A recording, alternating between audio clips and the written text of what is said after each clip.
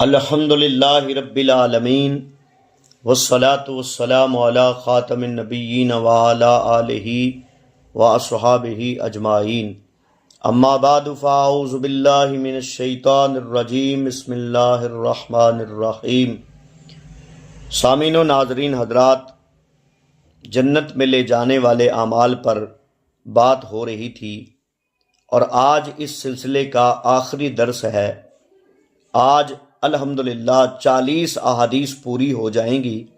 آپ کو یاد ہوگا شروع میں ہم نے 40 احادیث پڑھنے اور یاد کرنے کی فضیلت پڑھی تھی۔ الحمدللہ ہمیں یہ شرف بھی نصیب ہو رہا ہے۔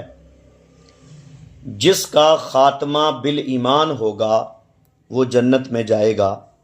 نبی اکرم صلی اللہ تعالی علیہ وسلم نے ارشاد فرمایا، من کانا آخر کلامہ لا الہ الا اللہ دخل الجنہ۔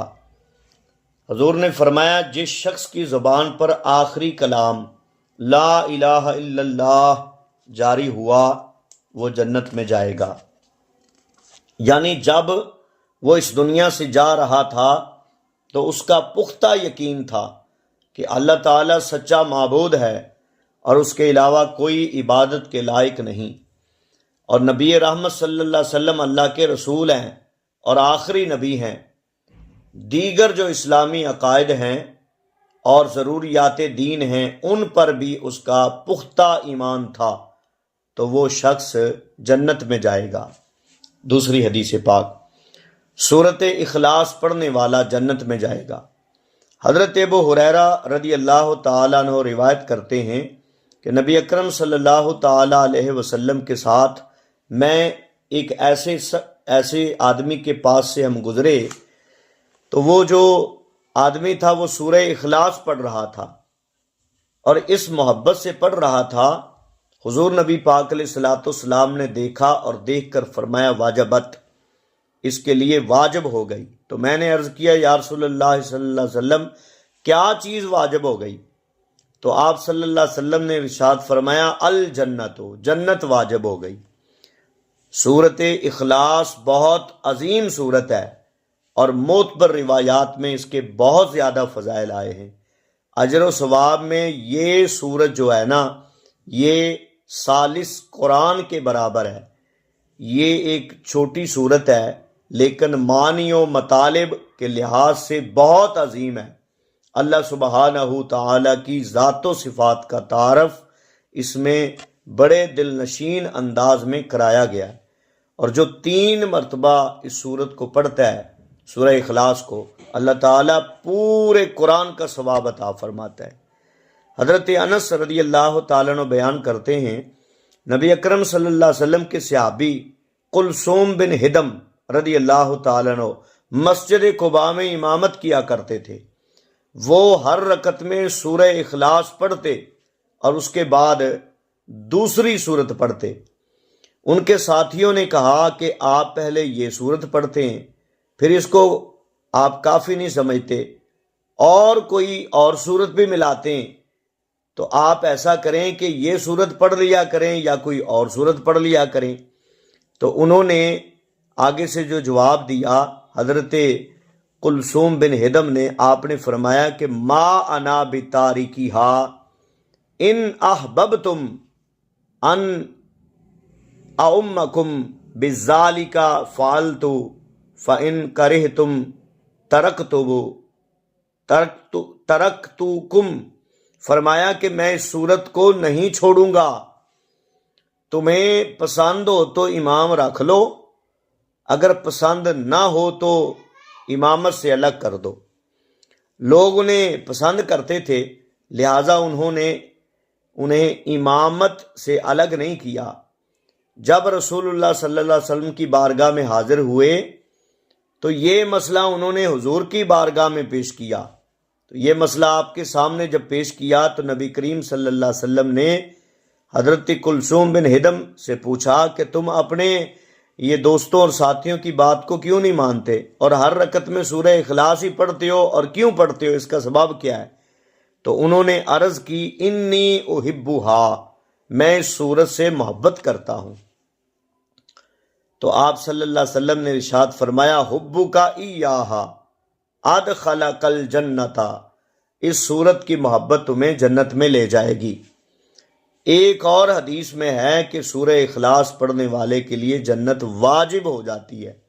حضرت ابو ہریرہ رضی اللہ تعالیٰ عنہ روایت کرتے ہیں کہ نبی اکرم صلی اللہ علیہ وسلم کے ساتھ ایسے آدمی کے پاس سے گزرا جو سورہ اخلاص محبت سے پڑھ رہا تھا، تو حضور نبی پاک صلی اللہ علیہ وسلم نے فرمایا واجبت، اس کے لیے واجب ہو گئی۔ تو میں نے عرض کیا یا رسول اللہ صلی اللہ تعالی علیہ وسلم کیا چیز واجب ہو گئی؟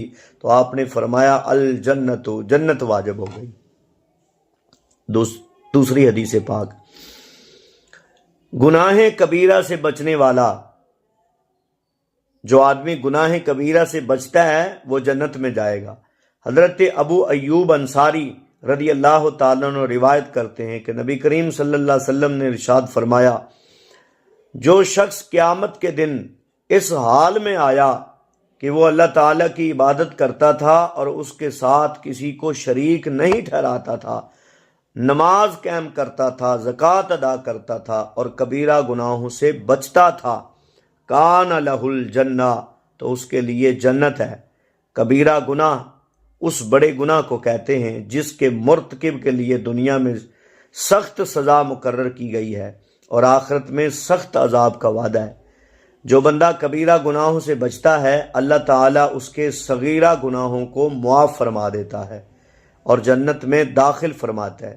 اللہ تعالیٰ ارشاد فرماتا ہے ان تجتنبوا کبائر ما تنہون عنہ نکفر عنکم سیئاتکم وندخلکم مدخلا کریما، فرمایا اگر تم ان کبیرہ گناہوں سے بچتے رہو گے جن سے تمہیں منع کیا گیا ہے تو ہم تمہارے چھوٹے گناہ معاف کر دیں گے اور تمہیں عزت و بزرگی کی جگہ جنت میں داخل کریں گے۔